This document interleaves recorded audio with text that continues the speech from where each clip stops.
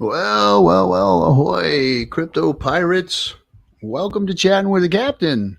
Your Captain RG3 here, going to bring you hard hitting interviews with Hexicans and Cryptopians and financial gurus and furus and the rest of them.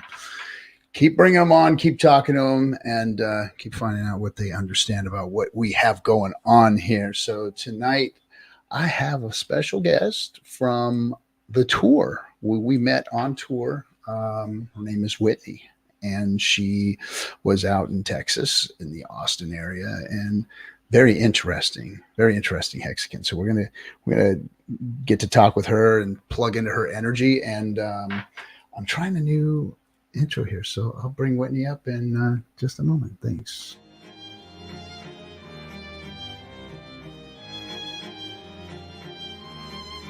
Why is Hex better than Bitcoin? Well, first of all, it's the fundamentals of the code. The fundamentals of code are better than Bitcoin's fundamentals. The inflation model is better than Bitcoin's inflation model. The staking feature is better than a mining feature. It's new tech versus old tech. It's decentralized versus centralized. Yes, all of those things. Hex is better.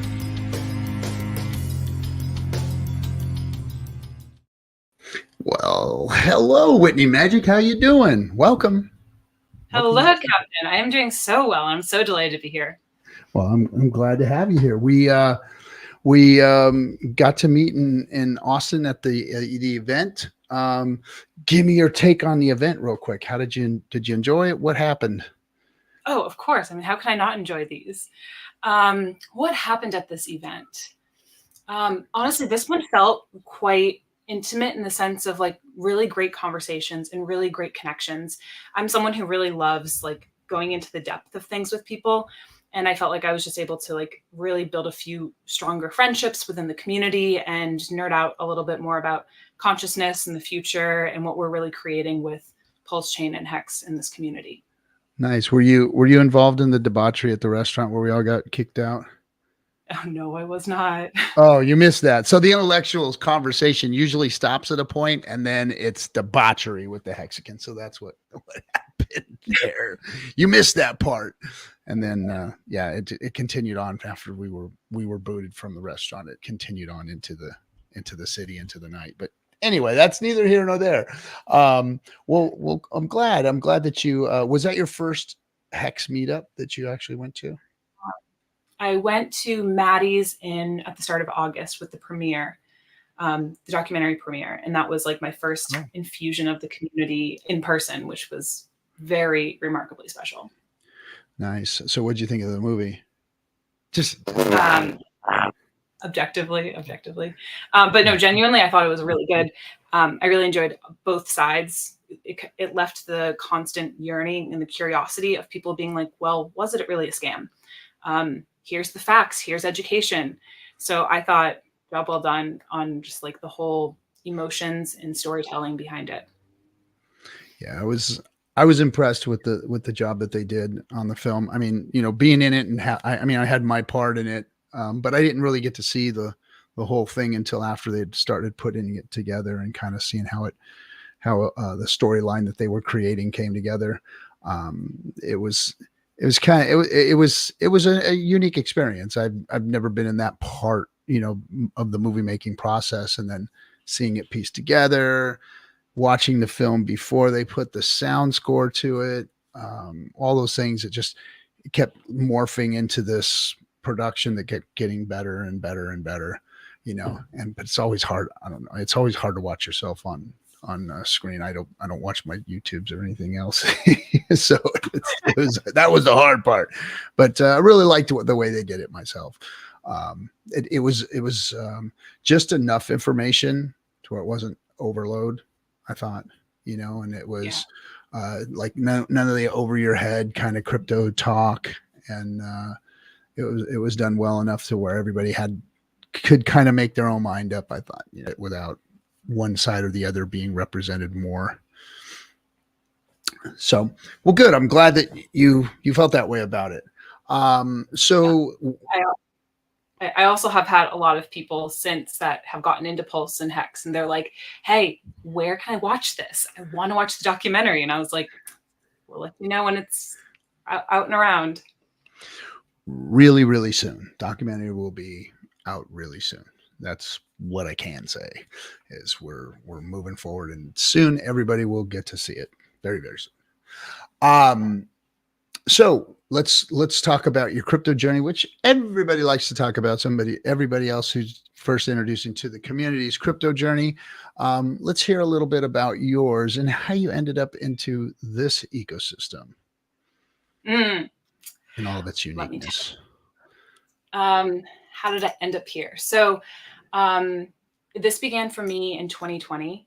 In 2020, I started the year off leaving my engineering career. I was living in Washington, D.C. And I was at that point, I was 4 years into the industry, and the life of America and of the system and of the corporate world really was not clicking with me. And I really just desired, I was like, there has to be more to this life thing. And so I left that, and I really had a curiosity of like, what does a dollar mean to me? And because I had this feeling of like, when I figure out what a dollar means to me, then I think I'm going to know a little bit more of like where I value putting my energy in the world, and more around like my worth of like what I want to create more of and what I want to see more of. But I felt like I was living in this like bubble, in this echo chamber everywhere I went. So anyways, fast forward, I leave the corporate world, I hop on a plane, and I end up in Bali, Indonesia. Really? Yeah. And at this point I had like, honestly, no plan. I said, I'm going to be here for 4 weeks and do a corporate detox and see where this takes me. As if 4 weeks is enough to do a corporate detox. But I made it into Bali, and I got into this land where I was like, there are expats, there are people, there's possibility, there's creatives, there's innovators. There's this whole world that I didn't know existed. And all these people that are fascinating. And so I get in there, and in the first week, I end up meeting this friend who I sat down at a table. He had this delicious food, and I was like, he invited me to sit down. And I was like, all right, like, let's swap stories. Like, I have a new friend now. We swapped stories, and he's been, this guy, fast forward, spent 15 years in the macroeconomics world, investing, finance it all. And this friend was the first person who spoke to me about crypto and about blockchain and about the future and the problems about the financial system in a world that felt so refreshing to me. And so anyways, the short of this is this friend became my mentor. I ended up not hopping back on that plane to Bali, and I stayed abroad for 2.5 years. I pulled my retirement fund out, and I learned how to manage it on my own and with my help of my friend. Very nice. And then it was a super wild adventure, especially given like I had no real understanding or like financial literacy at the time. But the short of it was that this friend, he had also been running a friends and family crypto fund for the past 2 years before that.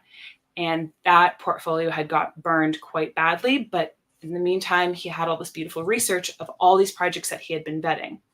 And it was on that short list of projects that were powerful and innovative and growth oriented. And one of those projects was Hex.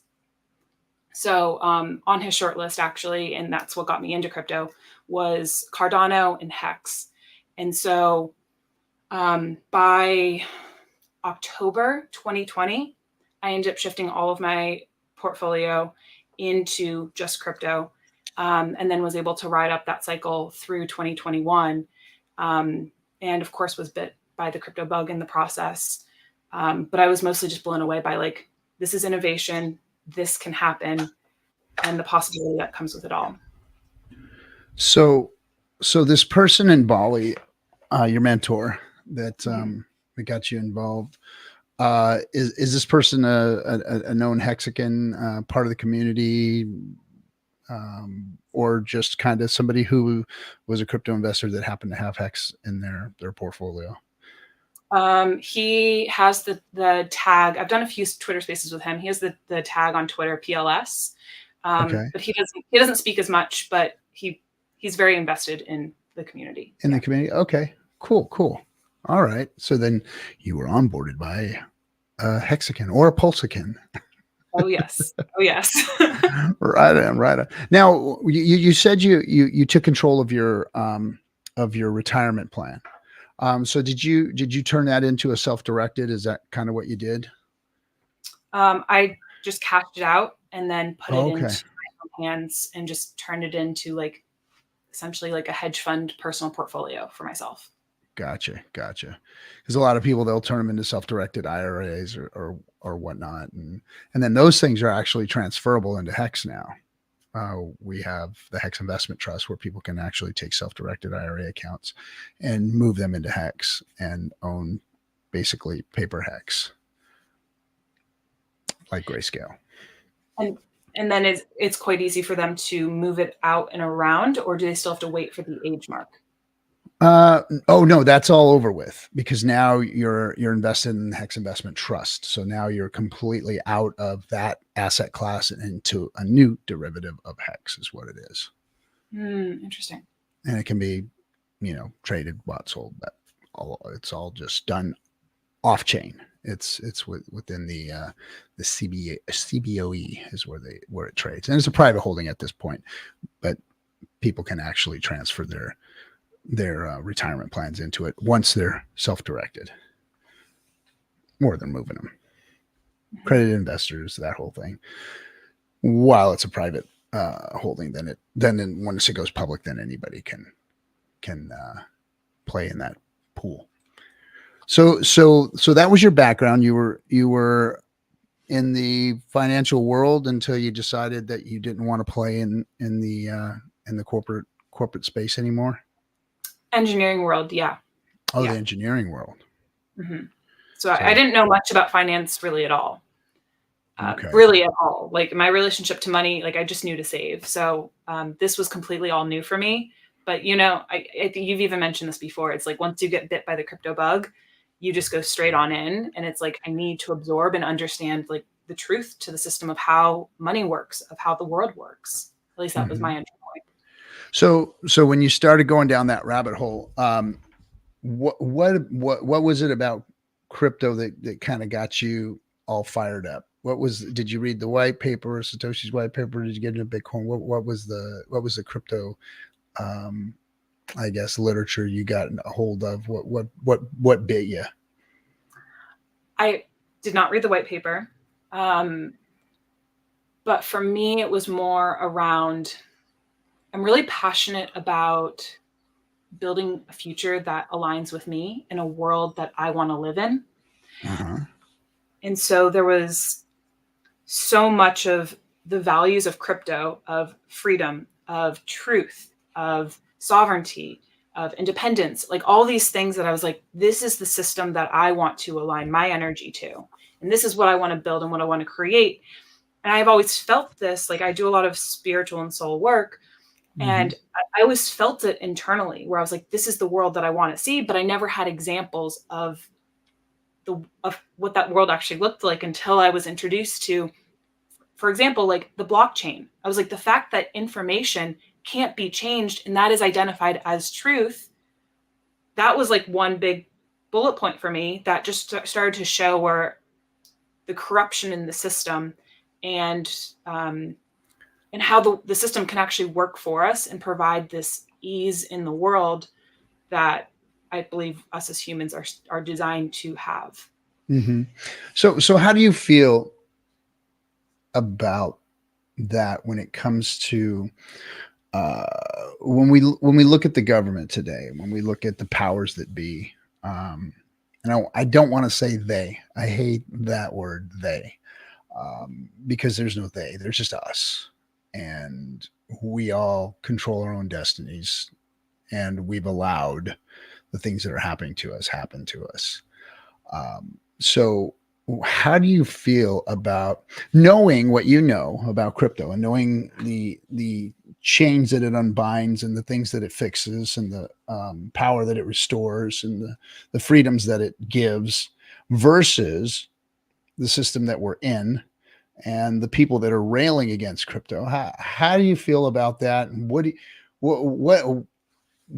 it has, what's upsetting you about they? Control. And control is my short word, but it feels like a constriction of power. Mm-hmm. And for myself, I do, I do a lot of work spiritually, but more so than anything, I see it as quantum work. It's all going back to physics. Mm-hmm. And the way that nature, I believe, should be Mm-hmm. is free and controlled to form and shapeshift as needed. However, what the current system works for and supports is control and maneuvering energy into certain directions.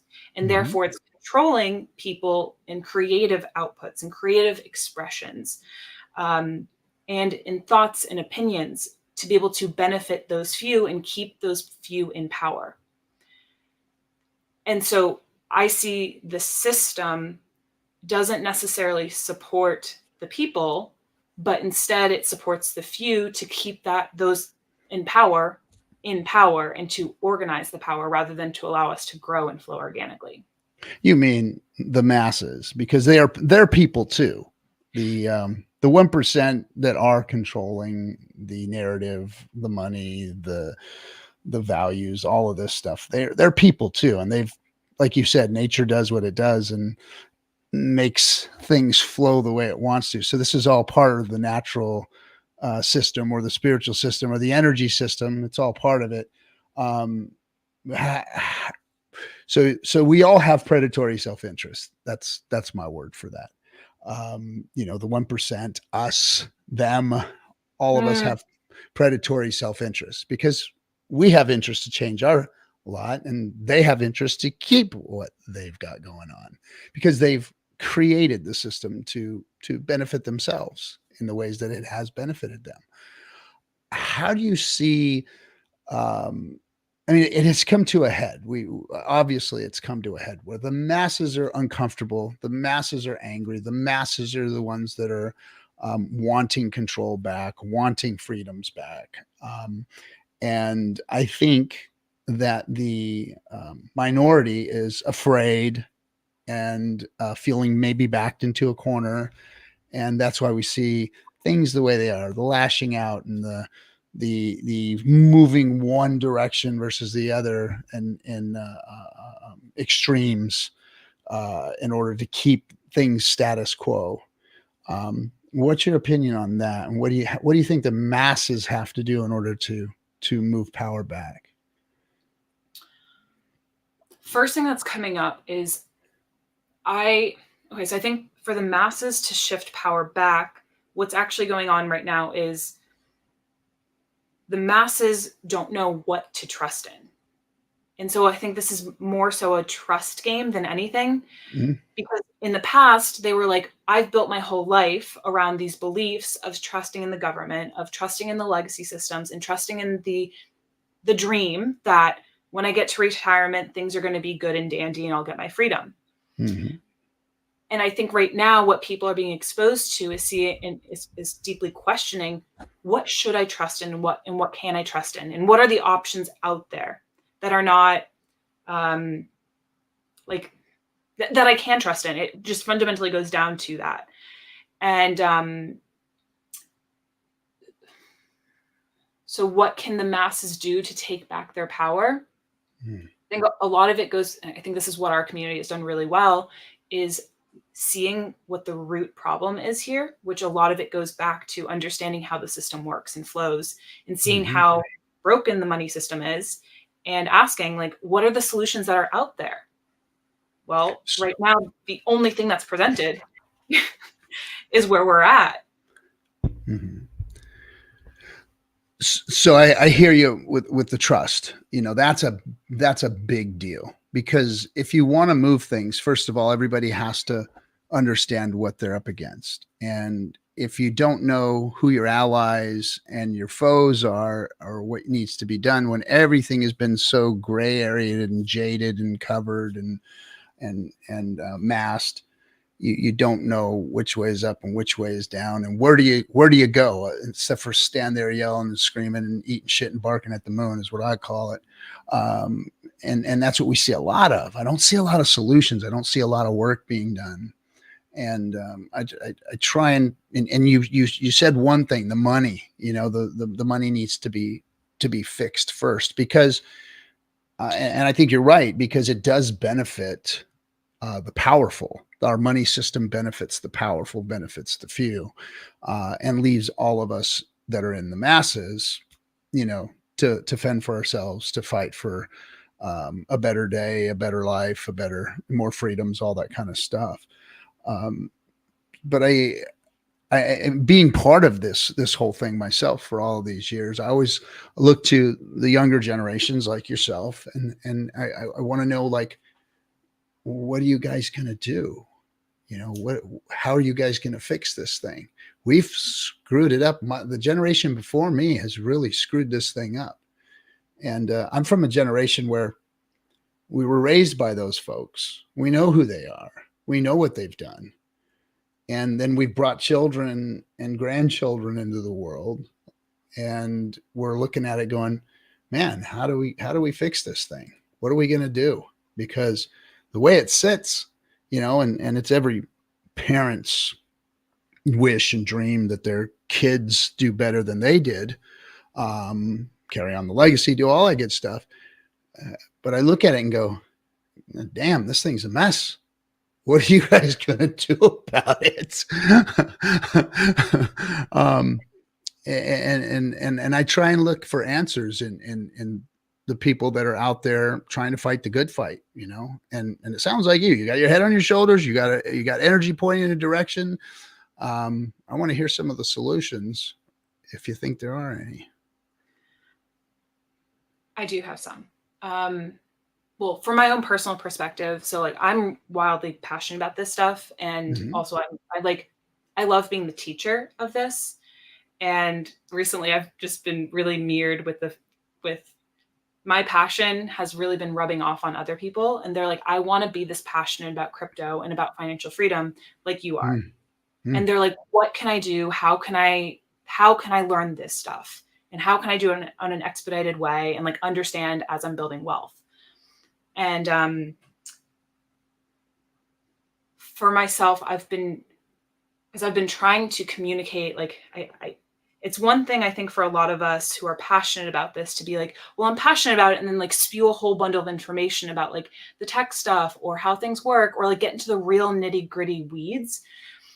But I've realized that once I start talking about it through that lens, people's eyes very quickly get glossed over.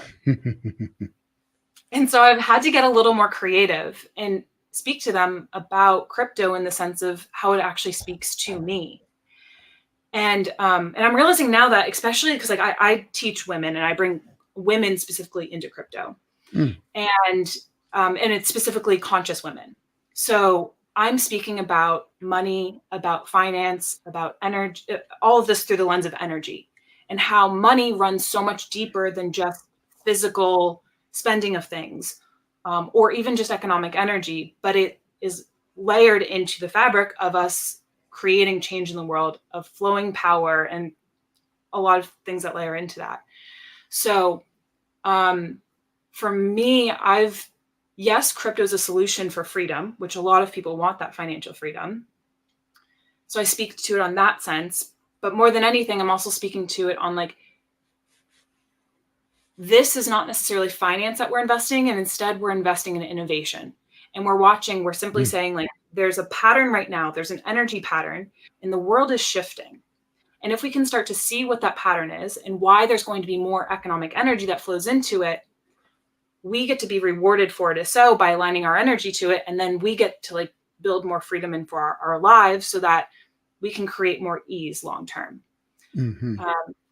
And so anyways, to wrap that little segment up, I've been really more trying to speak to like the dreams and the goals that people want, which is, in my opinion, it's the freedom, it's ease, it's having money work for you, and overall it's enjoyment, so that like we can actually see we're building something in our lives that can help sustain us for the long term. Yes. There's so first of all, thanks, Chris. This is key. Trust in a better world. Trust is important. I always tell people to read this book called The Speed of Trust by Stephen Covey. It's a really good book on the mathematics of trust and how that works. And I trust that there's going to be a better world too, because it's been spoken in the stars, spoken in the universe. My beliefs and my oral tradition tells me that things are going to get better. So I have faith in that. But I want to be part of it, and I want to help. And I too am passionate, because I spent a good part of my life, most of my life, breaking my back to put food on the table and a roof over my family's heads, and came out the other end of it with nothing to show for it. And money was supposed to work for me, and it didn't. And it was so disparaging, not disparaging. It was so disheartening, um, that I knew that I was doomed. It just made me look at my kids and go, wow, it's going to be even worse for them. It's going to be harder for them. So now what's the problem here? Where's the solutions? And it's one thing to have a tool like this, like crypto, and be passionate about it and energetic and speak to people about it and even get them to understand it. That's one thing. I've found that happening. But one of the things that I found that is the biggest problem is that, and this is what I was getting at with you earlier, is that there are people that don't understand what we've all got our hands on and what we understand. And these people are in positions of power, and they are not looking at us in the same light. They're not seeing this as something that is going to liberate or free people or fix money. They're looking at this thing as a sham. They're looking at this thing as a scam. And I can understand that, because if you look at the entire crypto space, I mean, you could agree with me that like 90% of it is garbage. So it's easy to look at that way when you look in general at crypto. And then when you look at something like Satoshi's white paper and Bitcoin, you go, okay, well, there is a concept here. There is something here that can change the way money acts, but it's not there yet. When you just look at those two things. So I can understand that. And this ecosystem that we exist in, this Hex ecosystem with Pulse Chain and Pulse X just coming out the last few months, I can understand how this little microcosm of a community within a microcosm of a community within the whole global space can be overlooked or, dismissed as not being anything important. So I want to rechannel all of our frustrations and try and go and see how we can fight the good fight and do the right things. And one of the things I've found out about that has really got us screwed up, and I want to get your opinion on this, is and I talk about it often, is one of the laws in this country here that has really taken the power away from us. And that's this little thing called Citizens United. And Citizens United has made that bad money, that rotten money, the money that's no good anymore, the money's not working for any of us, speech. And that speech from that money has become so powerful that it provides us our elected officials. So this little rule that they put in place just a few years ago has taken our freedoms of choosing our leaders away from us. Not that we were doing such a good job at it before that, but now it's completely up to the money. The money has the power, and the masses and the people's voice has been drowned out by that money. And we know that, there's 1% of the world that owns the power of the money. And now that this law has been created, this country here, which was the most powerful country in the world, that led the world, that when it did something, sent the world in that direction, as it innovated, as it grew, as it developed, it did the same for all the other nations out there. So with that, we've lost power globally, as people here in this country, and they're able to now manipulate our systems and continue to provide power for themselves because of this. Do you know about this law? Is this something you've thought about or understand? You mentioned it last time, I think at the chat or when we met up. Mm-hmm. I haven't dug too far into it. Quite honestly, the political side of things hasn't hit a chord with me yet. I think that will come later in time for me. But in the meantime, more of my agenda has been like shift wealth into the hands and the hearts of the good. So specifically for me, that's the conscious people. Conscious women is something that's most near and dear to my heart. And it's when more individuals claim and they see how powerful they really are, those people will be awakened and activated to be of bigger service. And the political game might not be my game. I don't necessarily feel lit up and inspired by that. But I do feel like if the more people that we bring in and we get activated to claim more of their own personal power and their financial power, the more that someone may be carrying that good fight around like, hey, the political game is something that really does echo to my heart. Um, yeah, so I think it's an individual game, and it's Mm-hmm. someone's going to hold the cord or the code to be able to ride that fight. Yeah, it's going to be a tough one. I mean, I've been doing everything I can to spearhead the dissemination of the information anyway, so that people can start looking at the right places. Because until we get our power back, to elect our leaders here in this country, we are not going to be able to fix anything. I mean, we look at it right now. We've got problems within our own government as far as us. We've asked over and over again, hey, tell us how you want us to act. Tell us the rules that you want us to operate under, so that we can, and we don't have to just make up our own and figure out on our way and be, mitigated out of the system because you don't like what it is we're doing. So hopefully, we can get a handle on this thing so that we can actually start putting people in power that are going to do the right thing. This whole SEC thing over the last year and a half has just been ridiculous watching it, Yeah. over and over again. They've just, done everything that they can to make sure that real people in this space, don't have a say so, or don't get looked at as serious. Everything seems to be a target, a problem, an issue. None of us are doing the right thing, and we're just trying to get you. Just hold on, we're going to get you next. That's just kind of what it seems like. So much fear, and even today, the SEC slapped down another thing for Kraken. Interesting, but it was. I just came back this weekend. I was in Fort Worth for the North American Blockchain Conference, and I found that was a very interesting place because there was a lot of conversations around Bitcoin and Bitcoin mining, which I was surprised, but it was good that I was around the conversations and Yeah. outside of my own echo chamber.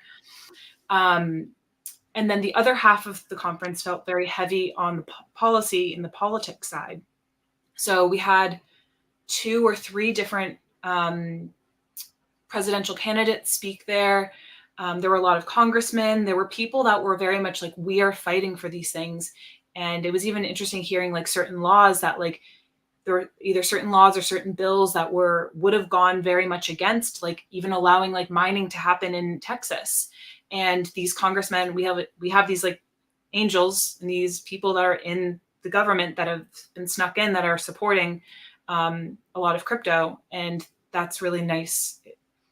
It's nice to see that they're woven in, but also there's so many more layers to it, and it's Yeah. not It's just about nice-ish. it's nice. Yeah, it's just the beginning of it. I think even Yeah. seeing like the Venezuela or Argentina president yesterday getting elected, who's Yes. Bitcoin friendly, it's like all, and of course, like these elected officials can only be Bitcoin friendly to begin with until they can get a little bit more like then really start to say their true opinions around what they actually stand for. But it's all just a start. Yeah. Yeah. And I wish that wasn't the narrative. I don't understand why Bitcoin has become the staple in the crypto space. Yeah. It's old, it's dilapidated, it's had bugs, it has old antiquated mining algorithm that goes along with it. It it's too expensive, it's too slow, uh, and 1,000 wallets hold the majority of the supply. It's really like if you were to bring Bitcoin to the table today as a new cryptocurrency, you couldn't get anybody to ICO buy it. No, You just because wouldn't. it's the first one doesn't mean like it should have its God-given gift on this planet. It was even interesting, like at the happy hours, and as I was chatting with people at the conference, I told them, I was like, first off, there were no real educators there, so I stood out as being an entrepreneur and an educator. Uh-huh. And also, no one had heard about Pulse Chain or Hex because they're all in their own bubble of Yes. Bitcoin. But I told them all, I was like, I don't own any Bitcoin. And they looked back at me shocked. And then they were like, why? And so I told them about the innovation, the consciousness that we hold in our space, the change that we're making in the world, and how Bitcoin is an old, outdated thing. It's just the first one to the game. Yeah. And they got it. But at the same time, they're so indoctrinated to their thinking that I'm like, I'm not trying to convert you. I'm just sharing my own opinion. Yeah. And that's how they get everybody, because Bitcoin was just a proof of concept. And if you really read the Satoshi white paper, that's really what it was. It was a proof of concept. Stop the double spend. Can we make a digital transaction online, peer to peer, without an intermediary, and do it without a double spend? That was it. That's just one piece of the financial product puzzle that had to be solved.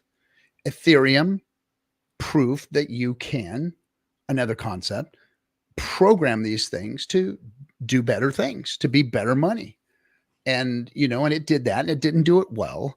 Other than it created, an algorithm or a programming language that allowed people to create their own cryptos and give it a shot.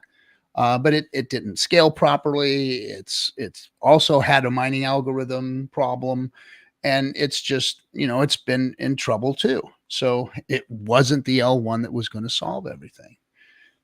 And then, Hex comes along and proofs a whole nother concept. Like, okay, here's how we program this to be better money.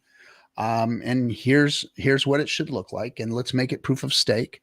And by the way, let's make an L1 for it, since the L1 that it operates on is broken. Let's make an L1 for it. And here that is. And here's all the bells and whistles that should be going along with a new L1. So proof of concept's done. And now things are getting better. And to try and explain that to Bitcoiners or Ethereans in a sea of shit coins that have been nothing but scams, I gave them grace for the last 4 years. No longer. They've had their chance. They've had their time. Everybody could have looked at the code by now. Everybody who's worth their salt in that space could have, should have, would have looked at the code. If they didn't, they're lazy. They're not doing their due diligence for the community itself. And they should have, because we did. The Hexican community did. And that's why we're so passionate and diligent and working so hard to get the word out and to disseminate the information of True DeFi, because True DeFi exists now. Meaning Satoshi's vision has really just been birthed. When Richard Hart pushed the button for Pulse Chain, DeFi was born. And true decentralization of cryptocurrencies was born. And even the little sockets and pockets and things that aren't 100% working properly are being ironed out. Look at what just happened with the bridge, or what happened with the front end website for staking Hex. All of these things are completely decentralizing.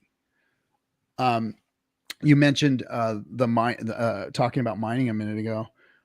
I set up my first validator, and thank you, David Fetter. You are the man. Um, Went to David Fetter, said, "Hey, man, I want one of them validators. I want to be part of the system. Part of the system." Because when I read the Satoshi white paper myself, I was like, okay, you got to be a miner. You got to be part of this ecosystem, and everybody can. And at the time, you could, like, anybody can turn on a computer and run the Bitcoin mining software, and then of course it just got ridiculous, and the pools came on, and then you had to be part of a mining pool, which is more centralization. And then it just got so difficult that you were having to get a miner and then an ant miner and a stronger ASICs miner and all these other things that just kept piling up and getting bigger and bigger. And people were building warehouses that were just spending unbelievable. When I sat down with somebody, we were going to actually set up a mining operation, and we did the math on the power that was required for that building.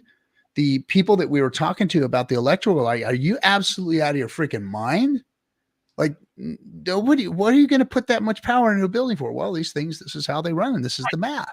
I was so shocked. Like, I think one thing I was really shocked at when I was at the conference is from our community, from meetups that I've been to versus this one, the level of consciousness felt different. And I started to ask myself, like, why is this the case? And I started to realize that the people that are there in the Bitcoin space they're part of more so corporations. And that's what the miners obviously have to be, corporations, and they have big money invested.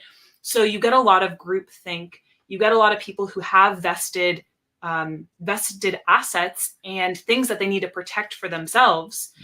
And we don't have that in our community. We're individually led. If anything, the people who have the biggest investments are people who are leading the way socially by being like, hey, I have a following that I speak to, but like that takes the cost of your camera and a mic and your energy. That doesn't take like the hundreds of thousands and millions of dollars that it goes into equipment. So I think that was another form that I was seeing of, like, people have to protect themselves in power because they have so many investments on the line with this Bitcoin.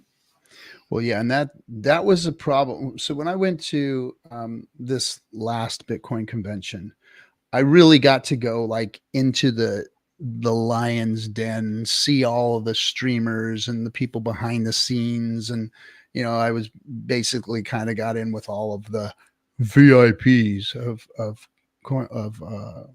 Bitcoin, and just saw a different mentality. It wasn't, these aren't the people. Like, when you go to a Hexican meetup, it's the people.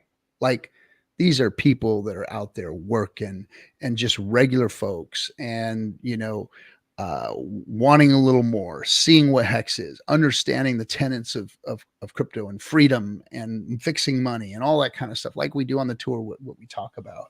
And they're just like-minded folks. I didn't see that at these Bitcoin conventions. I definitely didn't see it in their leadership. Their leadership was all very, very self-absorbed, very, very, very selfish as far as what their goals and their agendas were. The conversations weren't like I have conversations with Hexicans. Very shallow and different, and not understanding the power of what could really happen here if we decentralized finance and really took it up over, versus they want to integrate. They want to bring Bitcoin to the governments. They want to bring Bitcoin to the banks.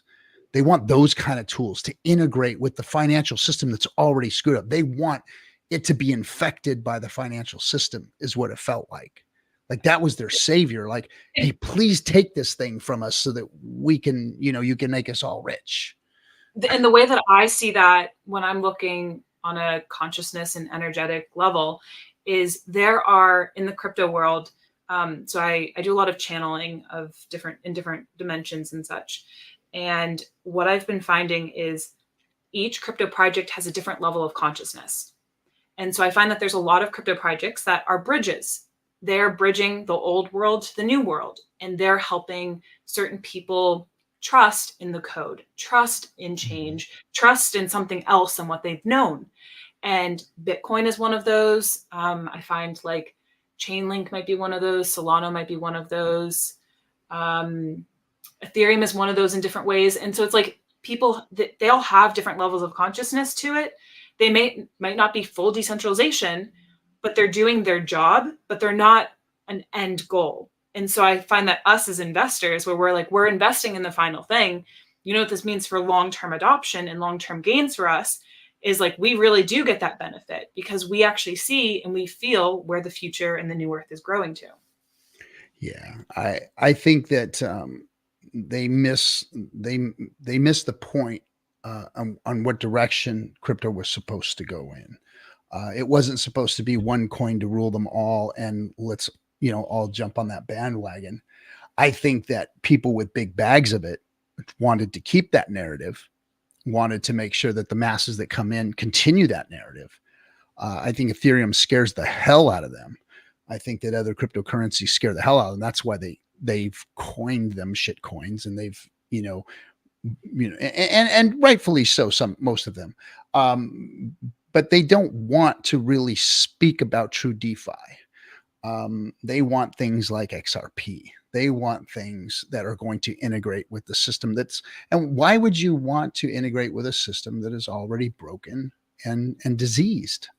It's just not how it's going to work. I think that there are going to be two systems that ride alongside each other. I think crypto is going to get stronger and the fiat system is going to get weaker, and slowly but surely crypto will creep in and start to take over, but create a whole separate system that people will either choose to participate in or not participate in.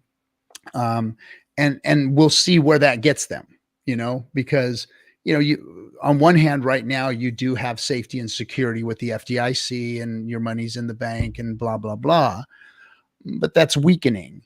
And let's see what happens when a real bank run comes, or something really happens and the system starts to fail and people start to lose money. That will change things, and how people feel and sentiment. And maybe that's when we'll start to see more adoption in the crypto space, because eventually when you have true DeFi like we do with Pulse Chain and Hex, and other products being built on top of it as we speak, because there is freedoms now for people to actually go out and do real good work, I think that's when we're going to start seeing more adoption coming over to the DeFi space, which is, here it is, true DeFi for the first time. So I'm pretty excited to see that happen, and hopefully we can work on some things to get the regulators bending our way too, versus making us have to fight for it. Yeah.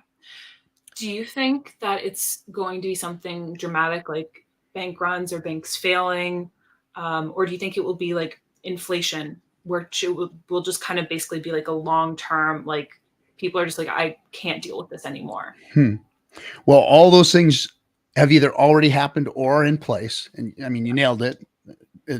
From what I see, there's already been, bank runs. We saw the small banks just get, wrecked. We saw the big banks get wrecked in 2008. And they got bailed out by all of us. We had to bail them out. Us people, the people, bailed them out for $7 trillion. We don't talk about that much anymore. But they would have been gone already had we not bailed them out, because they screwed up a long time ago. So now the money printing, because they've got the power in there, the money printing, we just saw the small banks do the same thing.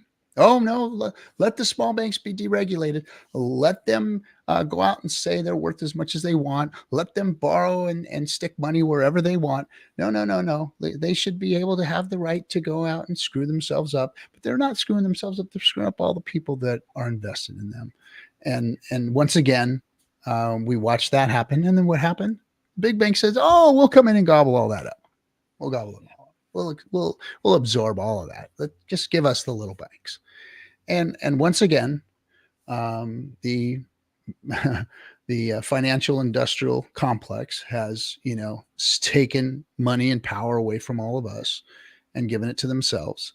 And then of course they're behind all of this money printing too, and creating this nasty fiat. And it's deplorable. There's nothing that we can do about it, because We don't have a vote anymore. And now we're going to have to, like you said, to suffer the consequences of the inflation of our dollars. And now there is an argument. There is an argument that says that because of that tool of inflation, of being able to print, they have averted what could have been a very devastating depression. Had they had these tools back then, the depression wouldn't have been as bad as it was. The depression was way worse than what we're dealing with today. People were dying in the streets. People were committing suicide everywhere. People were losing their children. Families were having to split up and go their own ways. And kids were eating grass for lunch. I mean, it was a really different situation than what we see today, where, you go down the street and you've got a bunch of homeless people encamped and they all got cell phones. I mean, it's a different kind of depression that we're dealing with right now because of all the money printing. But it hasn't helped the average person, the working stiff like me and all the people that I've spent my life around. We've been devalued as our production has gone up. The production value of the American worker and the global worker has hockey sticked for the last 25, 30 years. We've just been more productive than ever before, and we've got a lot less to show for it. And now we have a messed up money system. So I'm hopeful, and I trust that we are going to have a better world.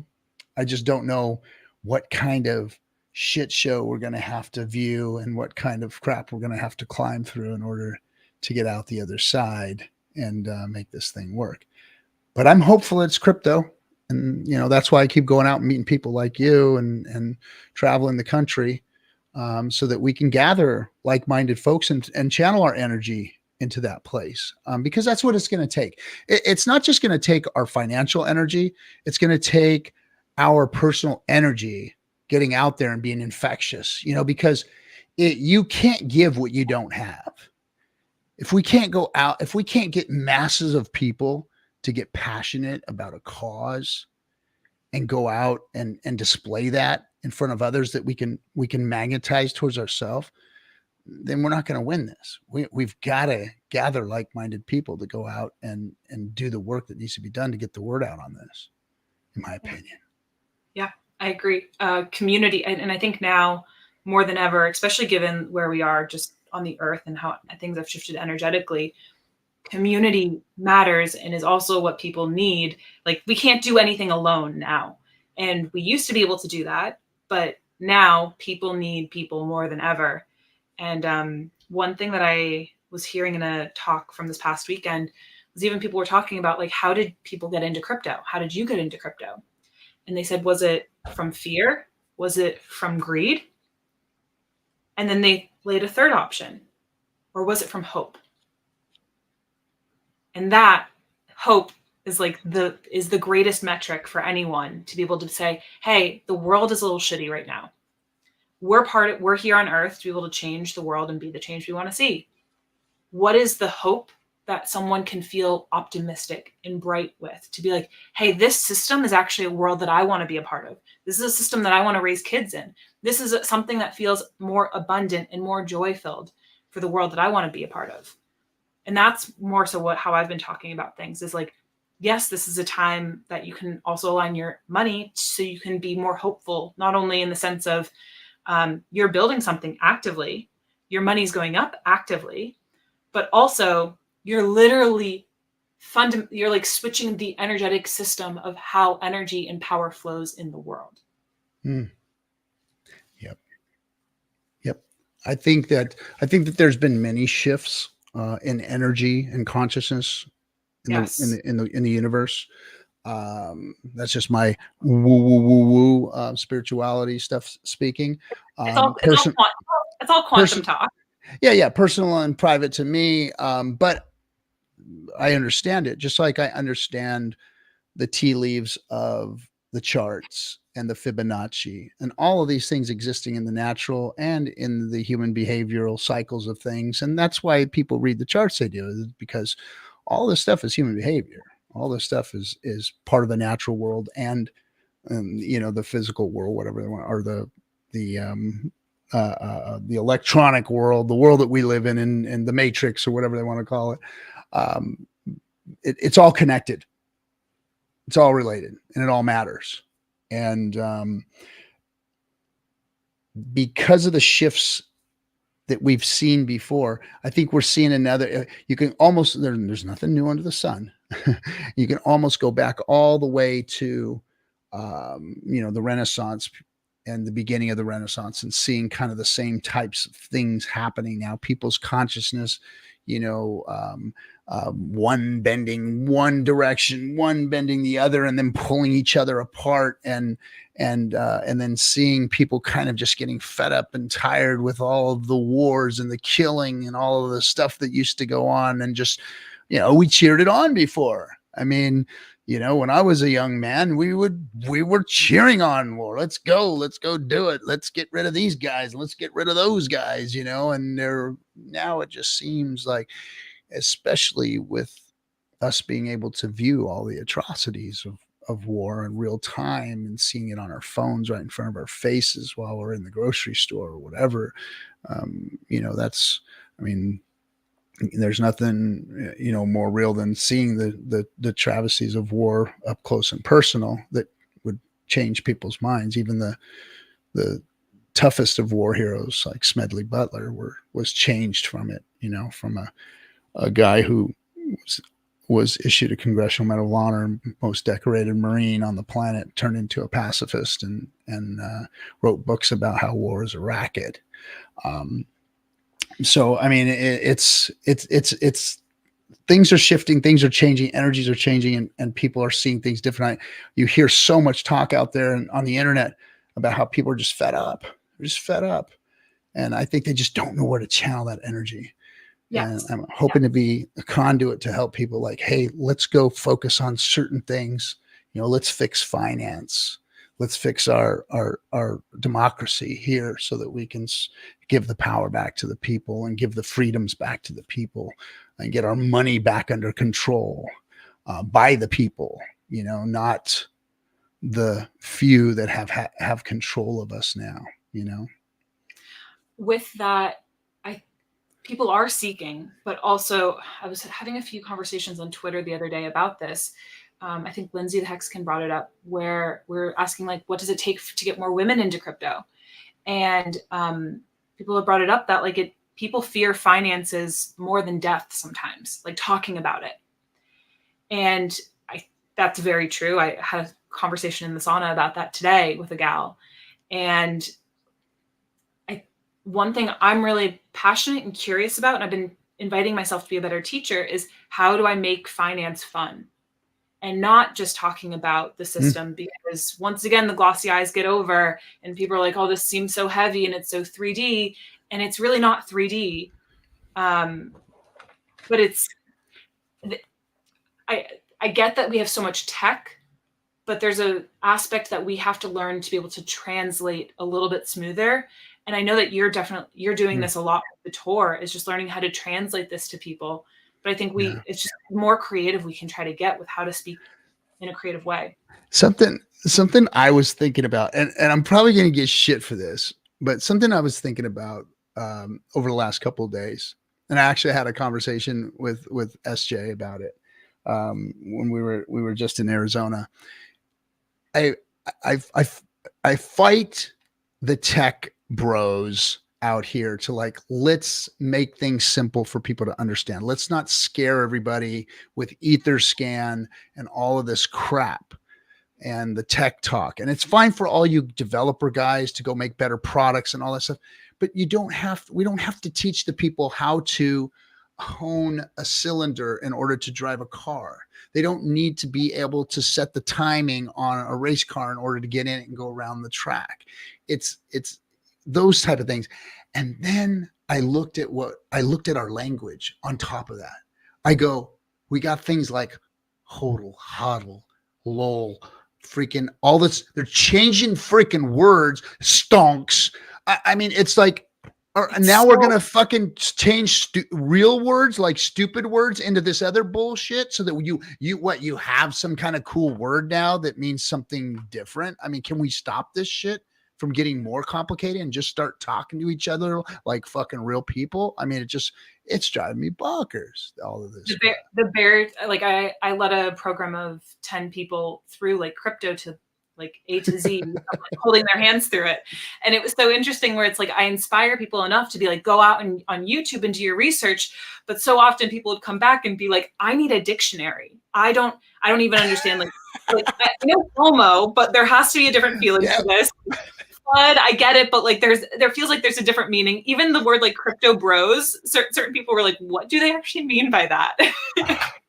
Yeah, and that's what I'm saying. Like my language is changing being in this space for so long. And it's like I talk to folks, normal folks that had never been here, and they're like, what did you just say?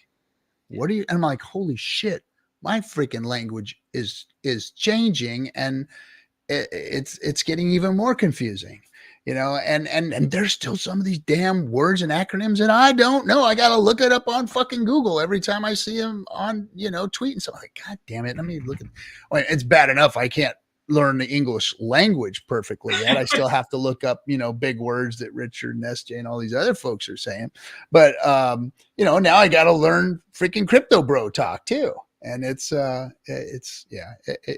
we've got to make this easier, not harder.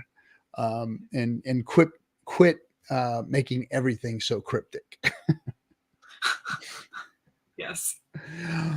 All right, Whitney. Well, it's been an hour. I really appreciate you coming on and talking to us. You and I need to talk some more. I want to next time I want to get into some Edgar Casey stuff and speak about my uncle's book and some of the stuff that some woo stuff, some real spiritual deep stuff, because I think you and I've got some stuff in common. I also would love that book you mentioned earlier, The Science of Change. No, it's the speed of trust. The Speed of Trust. Yes. By Stephen Covey. Yes, that's a great book. I suggest it be on everybody's reading list. Really explains how to. It's the mathematics of trust and what that means to all of us, and not just trusting somebody, but in order to get trust, you have to give it. So it's like freely giving trust in order to receive it, and understanding how and when that works. And really good book.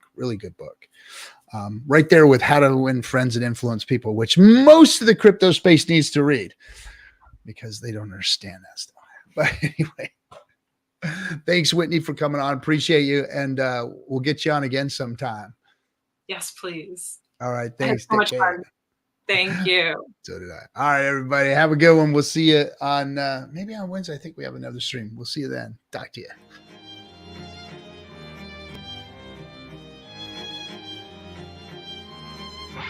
Why is Hex better than Bitcoin? Well, first of all, it's the fundamentals of the code. Fundamentals of code are better than Bitcoin's fundamentals. The inflation model is better than Bitcoin's inflation model. The staking feature is better than a mining feature. It's new tech versus old tech. It's decentralized versus centralized. Yes, all of those things. Hex is better.